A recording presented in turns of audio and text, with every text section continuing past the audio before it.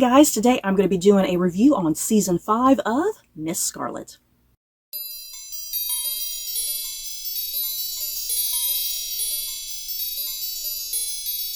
So before I head into my thoughts and feelings on Season 5 of Miss Scarlet, minus the Duke, you guys, this review most likely will contain some spoilers here and there. I mean, for crying out loud, this is Season 5. If you're not watching the show by now, I don't know why you're here. So yeah, that being said, let's get going into this video. As I said, this is going to be my thoughts and feelings on Season 5 of Miss Scarlet, minus the Duke. I feel the urge. Seriously, does anybody else feel the urge to, when you say Miss Scarlet, you go minus the Duke? I just keep having the urge to say that because I'm still a little wee bit devastated. But you know what? I'm over it. I'm a little bit over it by now, I think. I have, strangely enough, never reviewed this show on my channel as much as I really like it.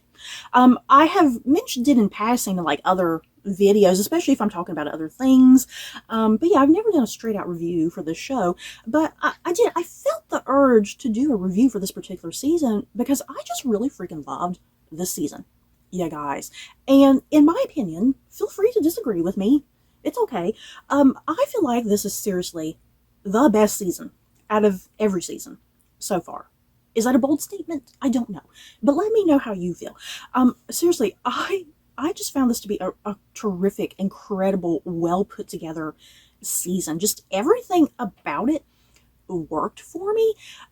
In past seasons, even if I enjoy a season, in past seasons, a lot of times there's episodes that are just really hit or miss with me. And sometimes there'll be a couple episodes I'm just really bored.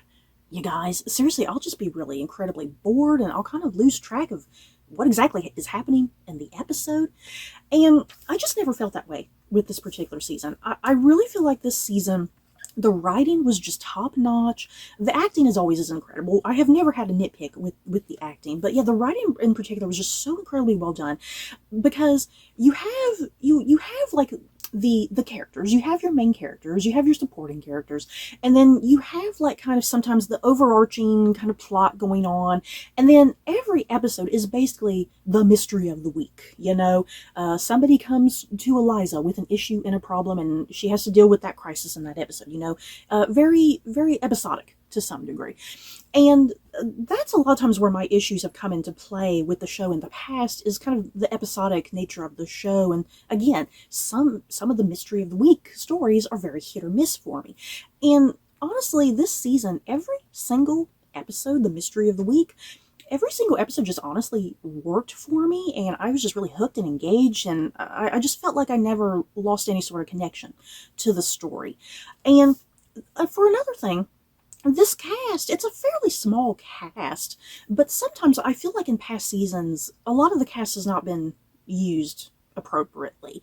And I feel like this season used the cast very well and used them in such a way that they felt important, whereas I feel like they've never been important before. You know, if that makes sense. Utilize the characters. I guess that's the word. That's the word I wrote in my notes. I feel like this season utilized the characters the best. That just really worked quite perfectly. And don't get me started about the humor of this show. You guys, I've always loved the humor of this show, but I don't know what it was this season in particular. Did they get a new batch of writers? I have no idea, but the humor this season was just spot on superb. Oh my god.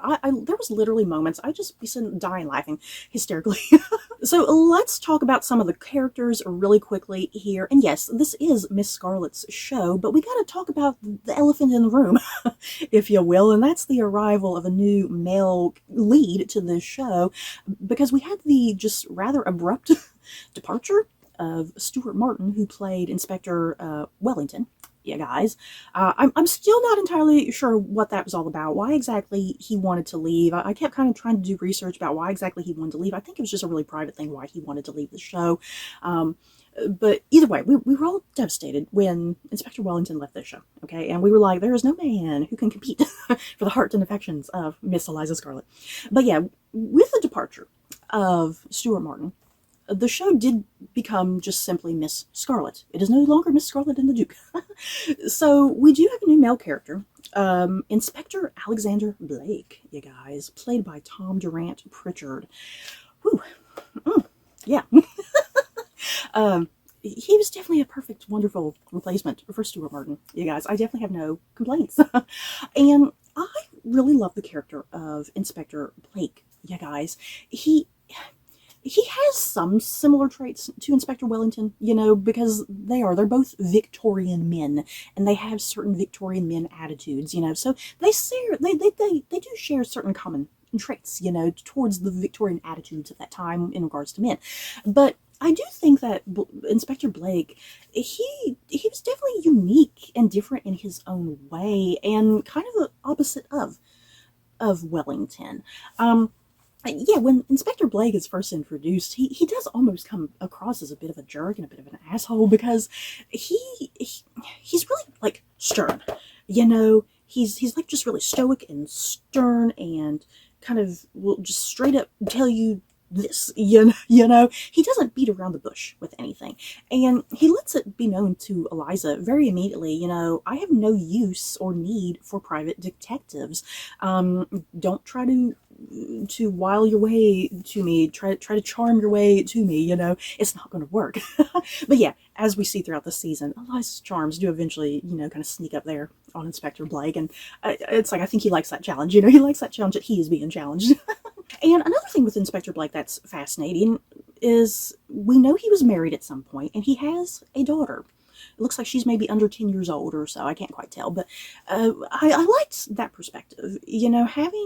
Having Blake, he was married, his wife died. I don't think, did they ever give an explanation about how she died? I don't think they ever did, which is making me think there's kind of more to it, since we've not got it totally established what exactly happened to his wife. Correct me if I'm mistaken, if I'm misremembering something. So I like that he is a family man. He's really protective of his daughter, and yeah, when he goes home, that's where he's going back to. He's going back home to that type of life, and it's a life that Eliza doesn't have. Eliza's not married, she doesn't have children, she has Ivy, and it's pretty much when the workday is over for Blake, the workday is over, and he goes home and he relaxes and he's there with his daughter. Whereas for Eliza, her character is always just like, she always has to constantly be doing something in regards to what she's doing, and she just will not give up, which oftentimes has gotten her in trouble with her friends, So let's finally talk about Eliza Scarlet this season, played by Kate Phillips. I just never have anything to complain about with Eliza or Kate Phillips. Kate Phillips is Eliza Scarlet, you guys. I just love her determination and her wit and her spunk. She's just always thinking outside of the box. She's never judgmental. She's always fairly rational, I think. She's always willing to try and do the good thing, but yeah, she has to kind of, do some meandering away, kind of to get to the root of a problem, she will. So yeah, speaking of Blake and Eliza together, I was kind of under the assumption when last season ended and we had Wellington leave, I was still kind of under the assumption that maybe Wellington would come back at some point. And the show still intended for Wellington and Eliza to be endgame on this show. But after watching this season, I don't think that's going to be the case, because I don't think Wellington is going to come back. If he does happen to come back, it might just be maybe for a random episode or two, So I'm kind of under the assumption now, since we got some heavy flirtation going on in the season finale of season 5, and Blake and Eliza really opening up to each other and kind of not admitting to their attraction, but we can see that they have some sort of attraction. I'm starting to think now Eliza and Blake are going to be endgame on this show. And I love their chemistry. Seriously, I love their chemistry. I love the dichotomy that they had with one another, and just their back and forth, they're arguing. I loved it. And like I said, this show just really utilized the cast perfectly this season and gave this cast just so much more to do. And one of those characters is Ivy, you guys, played by Kathy Belton. Ivy had so much more to do this season, and it's about damn time. I loved it. Ivy proved herself this season. She is more than just Eliza's housekeeper and her maid and her cook. Ivy is an older woman. She has her own desires. She has her own passions. She has her own things that she wants to do. She has her own ambitions. And I love that this season did that for Ivy. And I just greatly appreciated, fleshing out Ivy as a woman during this time period, Ivy was just so I've always loved Ivy, because I've always loved kind of that strange mother-daughter bond between Ivy and Eliza. And yeah, Ivy's kind of at this point in her life, like, yes, I do love Eliza almost like my daughter, but she's a grown woman and I want to grow and do other things, And yeah, that leads to Mr. Potts. Mr. Potts, played by Simon Lutters. I also loved how much more of Mr. Potts we got this season, because a lot of times we usually kind of see him in the capacity of him working at the morgue, or his brief scenes with Ivy, and yeah, we continue to get that, but we got to see like some really good emotional stuff from Mr. Potts this season, I think, because he's starting to have doubts about this marriage, because him and Ivy are, they're engaged, and the engagement doesn't seem to be really going anywhere, and he feels like Ivy doesn't feel the same way about him like he feels towards her, and I love that emotional scene, you guys. There's such a wonderful scene when he's kind of trying to break up with Ivy, and he's like, yeah, I love you more than you love me. I think we should just call it quits and we're not going to get married, I love that whole thing. But yeah, I love Mr. Potts this season. I love that Clarence carried over from season 4. Clarence, played by Paul Baisley. Because Clarence worked for Mr. Nash. Clarence is just such a joy. He's so fun. He's kind of the comedic relief on this show, which is much needed sometimes. Clarence, he can be a little shy, a little timid. He could just be a little extravagant or exaggerated on occasion, but it's like he always has the best intent, And I love that he's working with Eliza this season. He just really kind of comes into his own. I loved it. And then we have Detective Phelps, played by Tim Chipping. I do feel like Phelps was kind of missing in action for a good chunk of this season, but I really feel like that was redeemed in like the last 2 episodes in particular. I really loved what they were doing with Phelps's character and how they kind of enhanced him, and yeah, his connection to that what was he, like a crime boss, a mob boss, whatever that guy was. I can't quite remember, but I loved kind of that big reveal of Phelps being related to that guy that we had been introduced to earlier in the season. Yeah, and again, kind of allowing some more emotional layers to Phelps's character as well this season, which I highly loved, because sometimes he's such a jackass. Yeah, guys, Phelps is such a jackass and just so no nonsense, and so I liked seeing a little bit deeper into his hard exterior. And then we have Detective Fitzroy, played by Evan McCabe. Fitzroy, guys, he just must be protected at all costs. Okay, can we all agree Fitzroy is just God's gift? I love Fitzroy. Kind of like Phelps, I do feel like Fitzroy was a little underused this season to some degree, but where he was used, he was utilized the best, I think. And yeah, the final episode, I was a little frustrated with the final episode. I think my big complaint, if I had to have a big complaint with this season, the final episode, because I thought we were going to get a lot more of Fitzroy in the finale, because it seemed, because he got attacked and everything going on with his father, doing some shady things behind the scenes, I thought we were going to get a lot more Fitzroy, but instead Fitzroy gets beaten up and he's like in the hospital for the whole damn episode. But yeah, hopefully the show kind of adjusts Fitzroy's character. I don't know if they just didn't know what to do with Fitzroy this season. It did seem a little it seemed a little odd. I think out of all the characters, because I keep going on about how I feel like this season utilized all the characters to the best, but I do think Fitzroy was probably underutilized the most. Like, they almost didn't really quite know what to do with him, because it kind of reached a point in that finale episode. I was a little concerned they were going to kill Fitzroy. Like, we don't really know what to do with him. We're going to kill his character off. But fortunately, Fitzroy's alive, thank God. And let's end on Patrick Nash, you guys, played by Felix Scott. Nash is easily one of my favorite characters. Okay, let's be real. I'm not going to hide that fact. I adore and love Nash, okay? And there's a secret part of me, a secret desire. You guys, let me admit this. There's a secret part of me that, when Wellington left, I was like, oh, goody, Eliza and Nash can get together.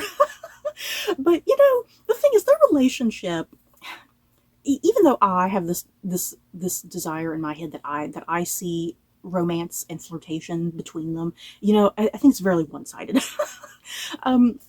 Nash and Eliza, they do have more of like a brother-sister relationship, which upsets me, because I would love for them to get together. But yeah, they do have more of a brother-sister dynamic, like kind of the bickering and the arguing and not seeing eye to eye on several occasions, but the thing is, when they're both in peril, they are there for each other to get them out of that peril and out of that predicament. And yeah, Nash spends a good little bit of the season. He's still in jail for his actions that happened in the season finale of season 4. And he does get out. There, if you watch the show, you know how he gets out, because there's all sorts of finagling going on there. And I was really excited to see more of Nash, and so of course I was upset when things kind of go a certain way there in his final episode, and he has to leave once again. No. So I don't know if that's the last of Nash. It almost felt like a permanent goodbye with his character. I'm not quite sure. I guess we'll have to see kind of how these next couple seasons go if he does wind up back in the picture. But I hope this is not the last we've seen of Nash, you guys, because like I said, he's seriously one of my favorite characters, and I would be devastated if he didn't come back. So overall, this was such an incredibly fun, joyful season, and honestly, it really renewed my love of this show, because like I said, there's been seasons where it's just been really hit or miss with me, and even though I enjoy it, I wouldn't say I love it, you know, and I just loved this particular season. Like I said, it really renewed my love of this show, my enjoyment of this show. And it did, just with Wellington kind of being cut from the picture, strangely enough, it just allowed the show to kind of reset and restart and kind of do some new things, I feel like, while still being very familiar to what it's done in the past. And I'm curious where we're going with this show, because in the final episode of the season, we got that big reveal that one mysterious woman, that she was actually working for British intelligence. So I'm very curious if this show is going to have Eliza go down the path that she will become part of British intelligence as well. I would kind of love that. It would kind of open up this show a little bit to some other bigger things, you know, rather than just kind of these more quieter domestic things that Eliza often deals with. So I'm curious if we will get more of the British intelligence of this time period, and if Eliza will figure into that more. That I think that would be really fun and exciting, just kind of open up the show a bit. So you guys, that is it for my thoughts and feelings on season 5 of Miss Scarlet. In the comments below, did you guys enjoy this season as much as I did, or did you not like it? If you didn't, that's okay. So that's it for this video. Don't forget to like, comment, and subscribe, and if you like this video, you may like these other videos. Bye guys.